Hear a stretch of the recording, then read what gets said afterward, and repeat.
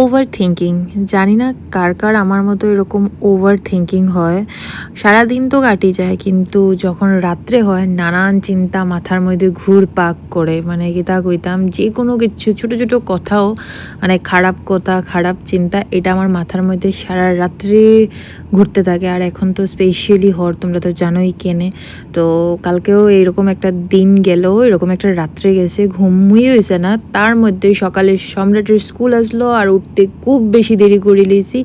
আর তারপরে তো সম্রাটের স্কুল থেকে আনতে গেলাম, আর এদিকে আই গেল বিন বলাই মেহমান, মানে বাড়ি সার সম্রাটের খুব প্রিয় বৃষ্টি। বৃষ্টি মানে জল, আর হের তো প্রিয় জল। আর আমিও ঘরে আইয়া ব্রেকফাস্ট টেকফাস্ট কিছু তো করছি না, তো ডাইরেক্ট আমি গরম গরম চা খাইছি আর বারিশের এনজয় লইছি ব্যালকনিতে বইয়া। আর আজকে সম্রাটে ভাবো 4 বার, টোটাল 4 বার স্নান করছে। তোমরা তো যারা চিনো তারে আগের থেকে, তো তারা তো জানবাই যে আমার ছেলে কতটা জলের পোকা।